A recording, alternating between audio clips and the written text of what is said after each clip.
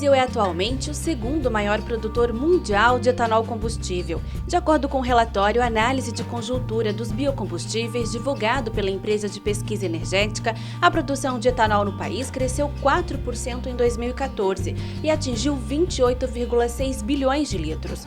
O etanol de cana-de-açúcar do Brasil é considerado o combustível alternativo mais bem-sucedido até o momento, e o país é também o mais avançado do ponto de vista tecnológico na produção e no uso de etanol como combustível.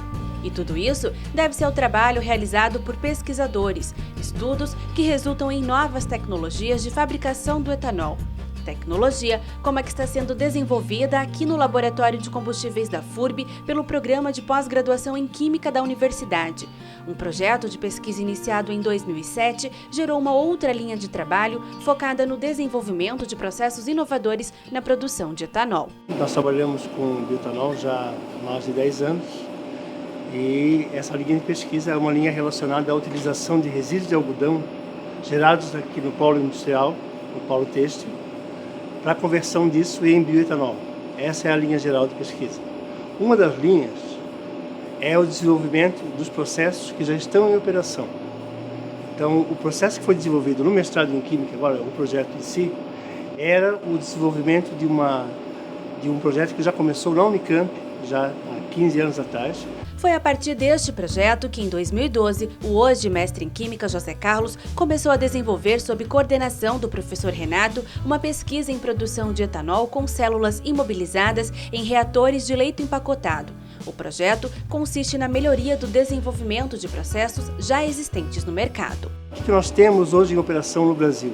Nós temos os processos, nós chamamos de processos em batelada, pelo menos 70% ainda funciona nessa linha, em que cada vez que é produzida uma quantidade de etanol, é colocado a quantidade que vai ser utilizada de açúcar a ser fermentado, o micro-organismo, num período de mais ou menos 10 a 18 horas, ele é retirado, as horas são limpas e é recolocado tudo outra vez.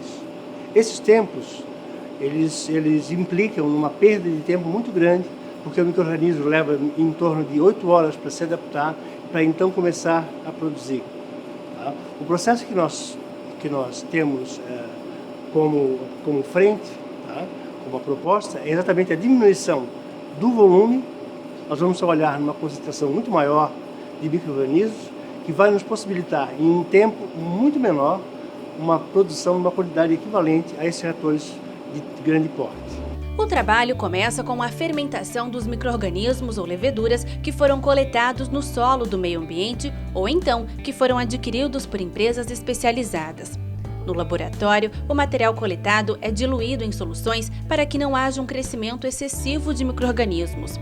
Na etapa seguinte, as células são manipuladas nesta câmara séptica para produzir a quantidade suficiente para os experimentos. Depois, o material vai para esta estufa, onde permanece por 48 horas para crescimento. Só então estará pronto para passar pelo processo de imobilização em material inerte atóxico, neste outro equipamento. Esta etapa dura entre 12 e 24 horas em uma rotação fixa a uma temperatura de 26 graus.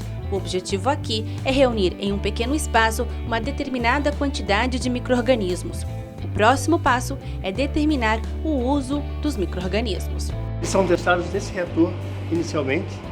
Esse reator ele tem todas as condições controladas e inclusive nós podemos mantê-lo funcionando durante a noite. Ele é controlado por um computador, por um software, em que nós podemos estabelecer condições diferentes de temperatura durante um período grande de tempo, etc.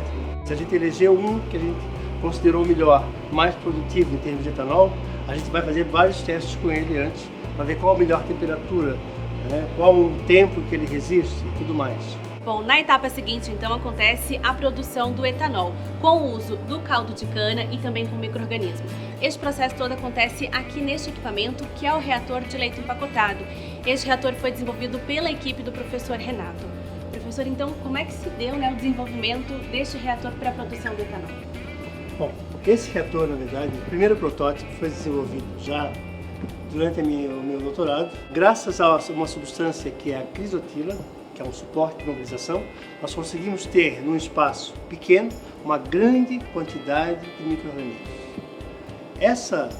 Essa façanha, quer dizer, esses micro-organismos eles permanecem aqui dentro, eles são aprisionados ou imobilizados, como nós chamamos, e a capacidade de desenvolver, de produzir etanol é muito maior. Isso porque esse reator ele não para, ele funciona continuamente, dia e noite.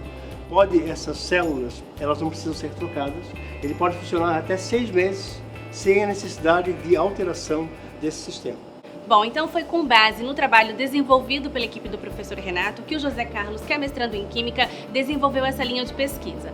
Ele melhorou esse equipamento que foi desenvolvido pelo professor e pela equipe. Foi isso, né, José? Isso, esse equipamento foi a base da tese de doutorado do professor Renato. O que a gente trabalhou?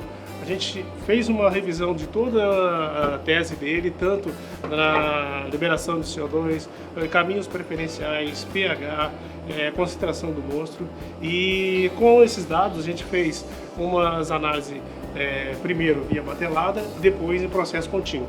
Cada reator ele vai sofrer a ação das enzimas, dos micro-organismos, que a gente chama de enzimas ou leveduras, né? E essa levedura vai consumir e gerar o CO2 e também o etanol no fermentado.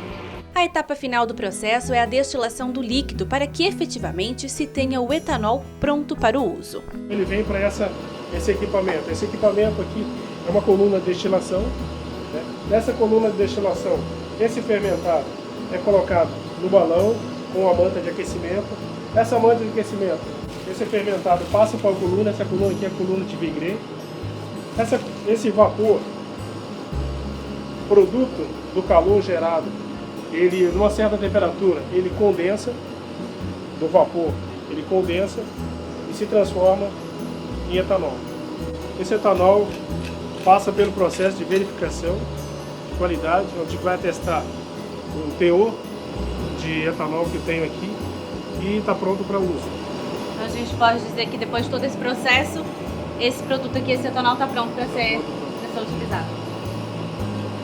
De etanol mesmo.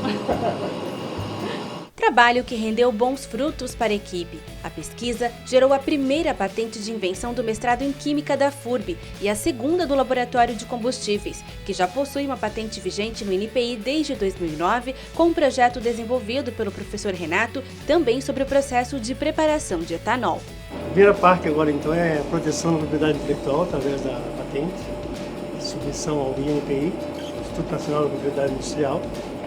E uma vez patenteado, nós transcorremos agora então com um novo financiamento para a parte então que vai transformar esse protótipo numa máquina realmente a esse molde na verdade, mas com uma capacidade já direcionada para o mercado que nós pretendemos utilizar, que é exatamente a região. Depois de gerada a patente, o projeto poderá ser colocado em prática, tendo como público-alvo o produtor de cana-de-açúcar de pequeno porte, localizado em comunidades rurais. Ele pode ser alojado em instalações pequenas e pode operar continuamente. E num sistema de cooperativas, isso pode funcionar de uma forma a agregar todo esse complexo, gerando empregos novos, gerando um novo conhecimento para a região, né? Isso em parceria com a universidade e também com o surgimento de pequenas empresas que vão exatamente dar suporte a essa nova tecnologia, isso vai gerar um grande desenvolvimento regional.